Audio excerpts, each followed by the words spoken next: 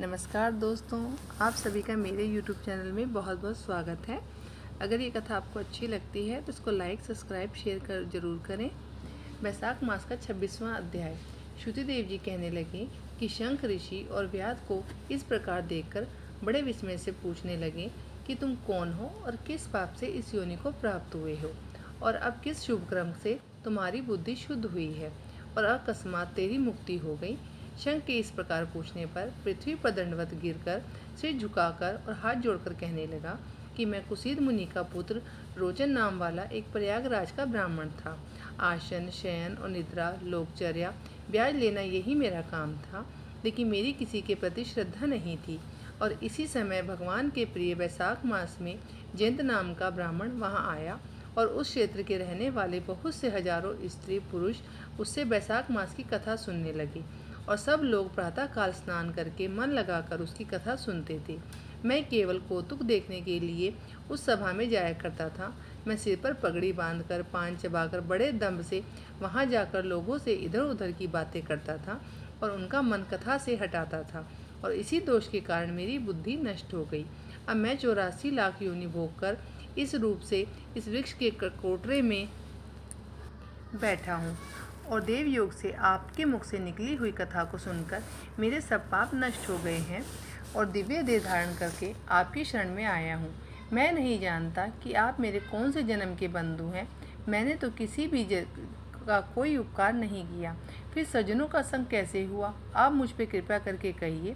शंख मुनि ने बड़े प्रेम से उसको उठाया और उनके स्पर्श से सब पाप नष्ट हो गए। फिर उस दिव्य रूपधारी ब्राह्मण पर कृपा करके सब वृतांत कहने लगे कि हे ब्राह्मण, वैशाख मास और भगवान विष्णु का महात्म्य सुनने मात्र से ही तेरे सब पाप नष्ट हो गए हैं। तू क्रम से अतिवाहिक और लोकों को जान जाकर फिर दक्षिणार्थ देश में ब्राह्मण के घर में जन्म लेगा और वेद शर्मा नाम से प्रसिद्ध होकर सब विद्याओं में निपुण होगा। प्रत्येक जन्म में तुझे जाति स्मृति रहेगी और तू संपूर्ण इच्छाओं को त्याग कर वैशाख उक्त विष्णु को के प्रिय धर्म को करोगे। निसर्पैव गुरु भक्त और जितेंद्रिय होकर उस जन्म में सदैव भगवान की कथा सुनने में तत्पर रहोगे और इस प्रकार सिद्धि को प्राप्त हो जाओगे।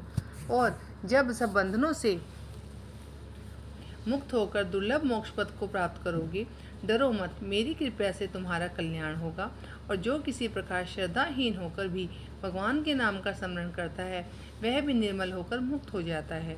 जो श्रद्धा पूर्वक जितेंद्रिय होकर सुनता है और फिर उनका कहना ही क्या है, तथा जो कोई भी भक्ति से तथा अथवा द्वेष से भी इस कथा को कहते हैं, सुनते हैं अथवा भगवान की उपासना करते हैं, वे सभी मुक्त हो जाते हैं। भगवान के भिन्न यश से अंकित जो अनेक नाम हैं, उन्हें साधु महात्मा सुनने तथा गान करते हैं तथा मनन भी करते हैं। ऐसी भगवान की सेवा में ना तो कष्ट उठाना पड़ता है, ना ही धन खर्च होता है, तथा जिसके स्मरण मात्र से ही प्रकाश में धाम मिल जाता है, तथा उस दयालु परमात्मा की शरण में हम जाते हैं। तथा तुम भी उस नारायण की शरण में जाओ और वैशाख के धर्म के कार्यों को करो और उसी से भगवान तुम पर प्रसन्न होंगे।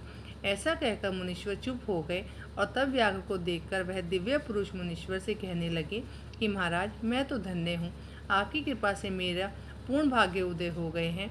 आपने मुझ पर बड़ी कृपा की, जिससे कि मेरी यह दुष्ट योनि चली गई है। ऐसा कहकर वह परिक्रमा करके आज्ञा ले स्वर्ग लोक को चला गया। जब संध्या हो गई तो शंख मुनि व्याघ्र सहित रात्रि को वहाँ ही रहे और शंख मुनि भगवान के अनेक अवतारों और इतिहासों की कथा सुनाते रहे। प्रातः काल में ब्रह्म मुहूर्त में उठकर शौच आदि क्रिया से निवृत्त होकर सूर्य उदय से पहले ही स्नान करके संध्या वंदन तर्पण आदि करके व्याघ्र को बुला करके उसके सिर पर प्रोषण कर वेद से भी अधिक फल शुभदायक फल देने वाला राम 2 अक्षर का मंत्र जपने के लिए बताया, तथा शंख कहने लगे कि हे व्याघ्र, विष्णु का नाम अनेक पापों को दूर करने वाला है। इससे हे व्याघ्र, तुम निरंतर राम नाम का जाप करो, तथा यह संसार में सब बंधनों को काटने वाला है। श्रुति देव जी कहने लगे कि जो जूते दान करने से ही व्याघ्र को कितना दुर्लभ ऋषि तत्व प्राप्त हुआ, तो जो कोई भी इस पाप नाशक कथा को सुनेगा उसका संसार से में फिर जन्म नहीं होगा। इति वैशाख महात्म्य 26वां अध्याय समाप्त।